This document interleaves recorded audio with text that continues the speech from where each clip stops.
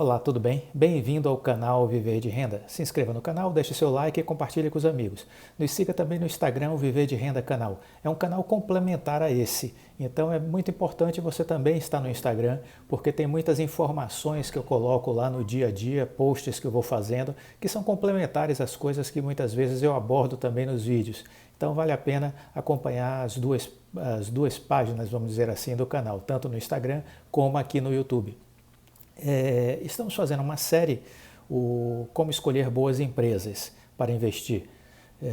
Para quem não me conhece ainda, meu nome é Clóvis Faleiro, sou formado em Administração de Empresas, consultor na área empresarial, tenho uma trajetória trabalhando para grandes empresas do Brasil e do exterior e em 2006 comecei a investir na Bolsa.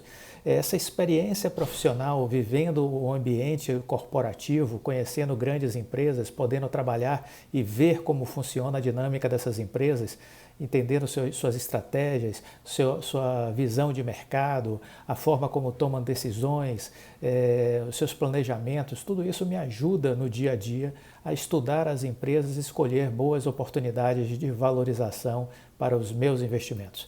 Esse canal eu compartilho com vocês as minhas experiências. Eu não sou analista de ações, eu não faço recomendações, mas eu conto para vocês as coisas que eu fiz e que eu faço. As coisas que deram certo, as coisas que deram errado. E acredito que dessa forma isso possa ser útil para você, possa ajudar nas suas reflexões para que você monte as suas estratégias, escolha os seus investimentos e possa performar melhor. Eu sinto que há uma carência ainda na internet, na mídia, de pessoas que façam esse trabalho, que contem um pouco da sua história pessoal, que contem um pouco das suas estratégias pessoais. Geralmente você não encontra isso, eu não encontrei isso na minha trajetória, pessoas que quisessem dar as mãos e ajudar as pessoas a progredirem, né? Então eu acredito que eu posso estar contribuindo com as minhas experiências. Ao compartilhar as minhas experiências, as coisas que eu aprendi e vivi, eu acredito que isso possa ser útil e isso é que me motiva a continuar fazendo esse trabalho aqui, que eu criei o Viver de Renda há exatos 4 meses. Então, acho que está fazendo sentido esse compartilhar de experiências, ok? Obrigado a todos vocês que estão fazendo parte do crescimento do canal e ajudando o canal a crescer cada vez mais. Estamos terminando uma série que eu coloquei como nome, Como Escolher Boas Empresas para Investir. Estamos na reta final dessa série, onde a gente está falando exatamente sobre a minha carteira de ações, as ações que hoje eu estou investindo ou que estão no meu radar para possíveis investimentos. Já falei aqui sobre 2 ações, a Oi e a Magazine Luiza. Para quem teve a oportunidade de acompanhar, ontem à noite a Magazine Luiza, inclusive, divulgou os seus novos números. A empresa reportou lucro líquido de 216 milhões no terceiro trimestre, uma alta de 70% no seu lucro líquido comparado com o mesmo período de 2019. Então vejam que em plena pandemia ainda, a Magazine Luiza conseguiu crescer 70% no terceiro trimestre. O comércio eletrônico se consolidou como o grande canal de vendas da empresa. Eu já vinha dizendo isso, não sei se vocês viram, mas tem um vídeo aqui falando sobre a Magazine Luiza aqui no canal. Então, o comércio eletrônico já é responsável por 2/3 das vendas da empresa. Uma alta na comparação anual de 148% no comércio eletrônico. Isso representa um valor de 8,2 bilhões de receita. A receita líquida teve uma alta de 71% no terceiro semestre e a outra excelente notícia é que a despesa operacional reduziu para 20% da receita. Era de 23% e caiu para 20%. Então foram os números divulgados ontem à noite pela empresa. Continuo acreditando e continuo investidor da Magazine Luiza. É uma empresa que eu já estudo e já acompanho desde 2015. Muito bem, é importantíssimo a gente entender, eu já falei sobre isso no vídeo 4, quem não assistiu esse vídeo 4 é fundamental assistir, porque ali eu elenco os pontos principais que eu analiso ao escolher uma empresa para investir.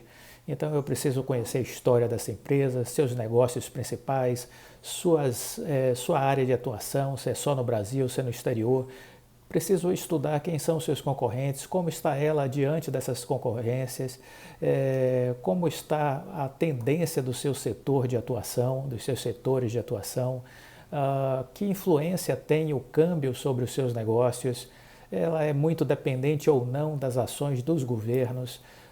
Preciso ver como é a sua gestão, quem são seus líderes, quem são as pessoas que tocam a empresa, isso é essencial. Eu diria que metade do sucesso de uma empresa está relacionado diretamente às pessoas que a conduzem.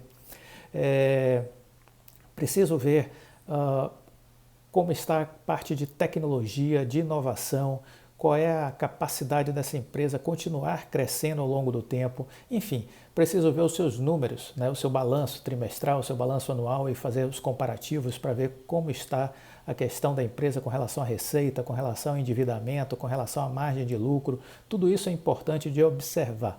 E no vídeo 4 eu elenco esses dados, porque são esses números, são esses itens que eu verifico para chegar à conclusão de decidir se eu vou comprar ou não vou comprar uma ação para colocar o meu investimento nela.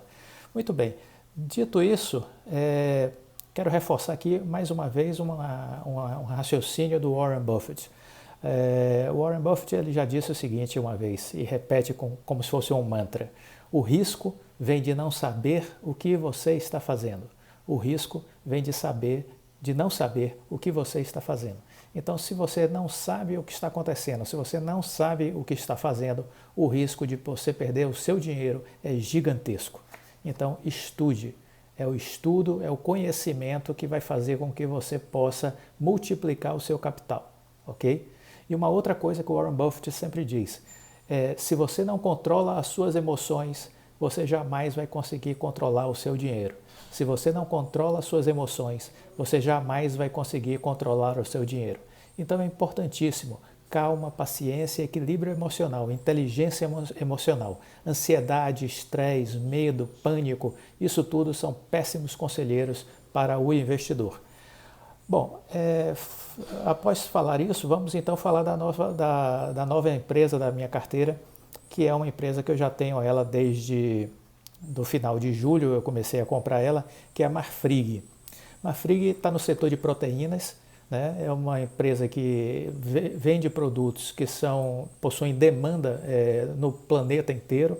Há sempre muita gente querendo consumir carne, é da nossa natureza, embora tenha gente que venha abdicando desse desejo de comer carne, mas ainda é uma realidade global, a grande maioria da população do planeta come e consome carne diariamente.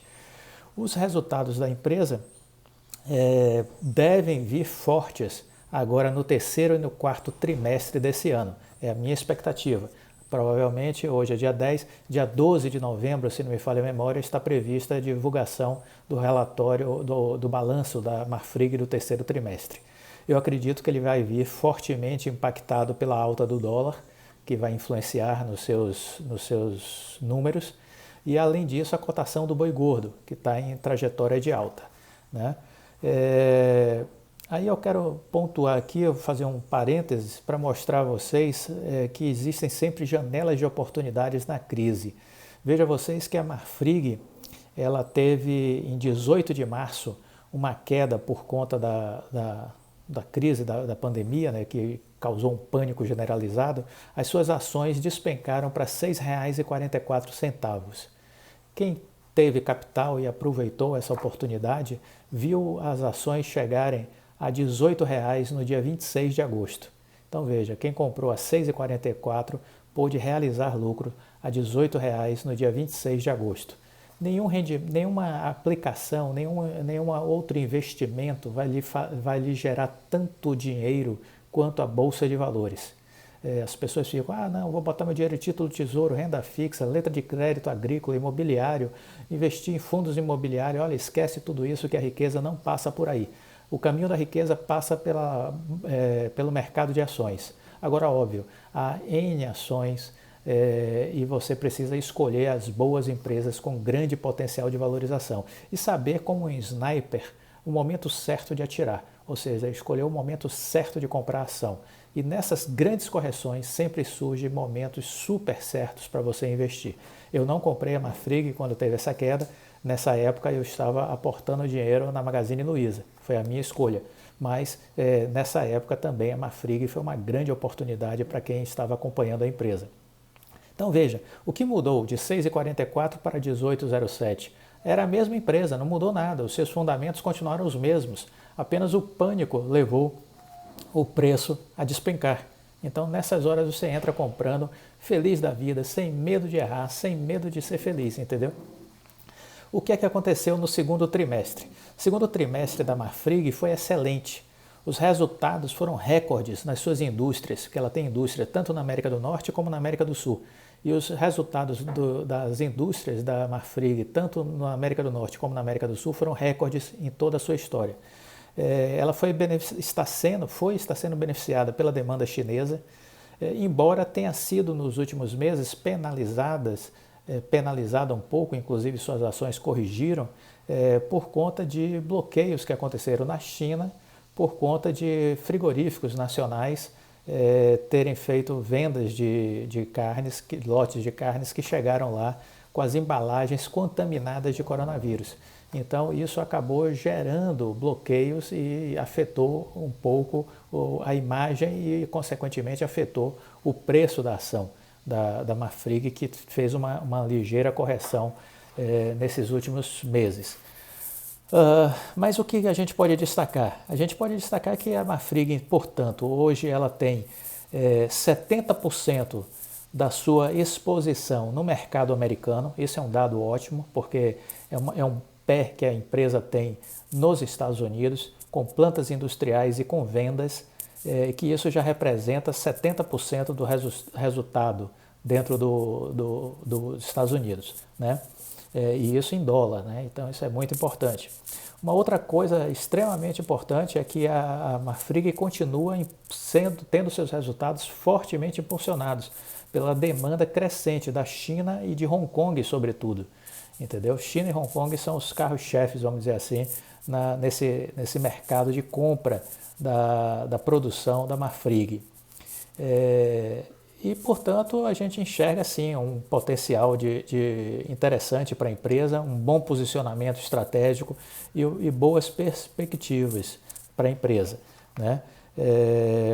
Vale dizer ainda que o lucro líquido da Marfrig no segundo trimestre teve um crescimento de 1.743%, comparando o segundo trimestre, o lucro líquido de 2020 versus 2019. Em espécie, em dinheiro, isso significou que o lucro líquido saiu de 87 milhões no segundo trimestre de 2019 e passou para 1,6 bilhão no segundo trimestre de 2020. A receita líquida cresceu 54%, chegando a 18,8 bilhões nesse período.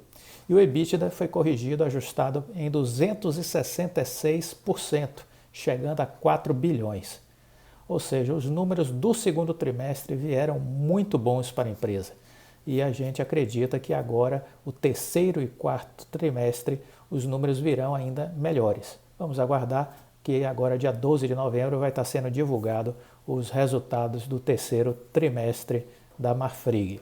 Mas é uma empresa que entrou no meu radar, que hoje faz parte da minha carteira e que eu estou otimista com as possibilidades do papel, a despeito de uma volatilidade provocada por essas questões relacionadas a carnes que chegam, não a carne contaminada, mas as embalagens, ao serem manuseadas e feitos os carregamentos nos portos, alguns lotes de carne chegaram lá com as embalagens com resquícios de coronavírus. E isso gerou bloqueios em alguns frigoríficos, nas compras chinesas, e isso acabou afetando um pouco o próprio valor das ações, o preço das ações da Marfrig, né? Uma outra empresa que eu quero pontuar, que também faz parte do meu radar, apesar de não ser uma empresa que eu goste do segmento que ela atua, mas é uma empresa que entrou no meu radar por conta de enxergar nela uma oportunidade. Que empresa é essa? A Azul. A Azul, empresa de aviação, né? Então, o segmento relacionado aí ao turismo, né, foi duramente afetado nesse ano por conta da pandemia, né? Então essa é uma realidade. Isso aconteceu com todas as empresas, né, de aviação, a TAM, a Gol, né? A gente viu isso acontecendo com a CVC. Empresas ligadas a esse segmento foram duramente afetadas. Na verdade, chegou meses aí que praticamente 90%, 95% dos aviões da frota estavam nos pátios, né, paralisadas. Isso aconteceu no Brasil, aconteceu no mundo inteiro. Em alguns países, as empresas aéreas só conseguiram sobreviver porque houve socorro do governo, entendeu? E aqui não foi diferente. Aqui tem empresas que ainda estão em sérias dificuldades. No caso aí a Latam vive um drama muito grande. Mas o que me chama a atenção da Azul? Bom, das empresas aéreas, eu diria que foi a menos afetada pela crise do coronavírus. Foi duramente afetada, mas foi a menos. Por quê? Porque ela estava menos alavancada que suas concorrentes, Gol e TAM. Ela estava com mais dinheiro em caixa, entendeu? Ela estava com mais dinheiro em caixa. E segundo, ela também se reposicionou ao perceber, ao fazer uma leitura correta do que estava acontecendo, ela se reposicionou rapidamente. E ela passou a explorar um segmento que era pouco explorado, que é o transporte de cargas. Entendeu? As companhias aéreas começaram a utilizar até os seus próprios aviões de passageiros para transporte de cargas. Era uma forma de levantar algum dinheiro. Só que, obviamente, esses aviões agora, com a proximidade do fim da pandemia, eles sairão novamente direcionados para o transporte de passageiros. Só que aí a Azul já vem investindo em aquisições de aeronaves para transporte de cargas. Ela vem investindo nisso. Além disso, investindo em galpões e investindo em logística para armazenamento e distribuição dessas cargas. Então ela está investindo nisso. E acredito que é mais uma fonte de receita interessante que a Azul identificou e que vai gerar uma receita que vai ter uma participação na sua margem de lucro, na sua lucratividade. Eu estava vendo outro dia uma matéria falando sobre a parte de cruzeiros, né? A MSC, que é uma empresa americana, viveu e ainda está vivendo esse drama, né? Os cruzeiros estão todos parados. Aqui de frente ao apartamento que eu moro, existe aqui um navio da MSC parado desde fim de março e ele continua parado. Eu estava lendo sobre esse assunto. Estão a bordo cerca de 400 pessoas desde março, morando ali no navio, tripulação, para manter o navio conservado, em funcionamento. Mas imagine o custo disso, né? A MSC parece que tem em torno de 25 grandes cruzeiros parados em diversos portos do mundo, esperando autorização para voltarem a funcionar. E eles ainda não foram autorizados, né? Os Estados Unidos não liberou o funcionamento da empresa ainda por conta do coronavírus. Então imagine o custo disso. A embarcação parada, um gigante desse tamanho e sem fonte de receita. Só que muitas empresas, inclusive de cruzeiros, quebraram ou estão vendendo os seus navios, diminuindo de tamanho para tentar sobreviver, fazer frente aos desafios do momento. E a MSC é a menos afetada nesse contexto, porque ela também tem um braço da empresa que é voltado ao transporte de cargas. Entendeu? Então, os navios da MSC continuam passando aqui transportando containers, não os de cruzeiro, obviamente, mas eles têm diversos navios que fazem o transporte de containers. Então, enquanto um está ali parado desde março, os outros diariamente entram e saem aqui do porto, carregados de cargas, né? Porque o transporte de cargas não foi interrompido. Então, veja que esse transporte de cargas é uma outra opção de investimento com retorno. E hoje é o que mantém viva a MSC. Ou a parte de cruzeiros, se consegue sobreviver, é porque a outra empresa deles está transportando cargas e continua gerando dinheiro. Então, a Azul está seguindo esse mesmo modelo agora da MSC. Está investindo fortemente nessa parte de cargas e logística. E eu acredito que isso é uma coisa bem interessante. Eu não gosto do setor aéreo porque o setor aéreo ele sofre muito com o custo de combustível, faz com que sua margem de lucro, no caso do transporte de passageiros, seja pequena, e ela sofre uma volatilidade com relação à época de acidentes, né? Então, 11 de setembro, queda de avião da TAM, queda de avião da Gol, tudo isso faz com que, quando houve esses eventos, né, tudo isso faz com que as ações caiam. Eu não gosto dessa área, mas enxerguei uma oportunidade por conta exatamente da pandemia, né? As ações da Azul estavam na casa aí de R$60 no início do ano e elas despencaram. Despencaram, chegaram até R$10, corrigiram e agora elas estão em R$31. Estão na metade do caminho da queda, né, de R$60. Então eu acredito que eu estou montando uma estratégia de curto, médio prazo, vamos dizer assim, de olho nessa recuperação, nessa retomada da ação. E o grande gatilho para a retomada da ação é o anúncio da vacina, né? Então ela já vem melhorando os seus números, né? Já vem melhorando as ocupações dos aviões nos últimos meses, mas será o grande gatilho. Ontem, por exemplo, com a notícia da vacina da Pfizer, né? As ações de companhia aérea de shopping subiram forte. Então a gente acredita que é uma oportunidade diante de uma estratégia de curto e médio prazo. Não é um papel que eu vou carregar para a vida toda, não é um papel que eu vou carregar para o longo prazo, mas é uma ação que eu escolhi para investimento num período aí, vamos dizer, de curto, médio prazo, atendendo a uma estratégia específica de aproveitar uma oportunidade por conta da sua grande queda e por entender que a empresa ela não foi tão duramente afetada pela pandemia do coronavírus, que é uma empresa que, inclusive, além de já vir com bons números, com boas ocupações, com boas rotas, com custos sob controle, com dinheiro em caixa, ela agora ampliou a sua área, criou uma área mais, vamos dizer assim, com mais musculatura para explorar o transporte de cargas. E assim eu vejo, fazendo aquela análise da MSC, eu vejo uma perspectiva muito interessante para a empresa.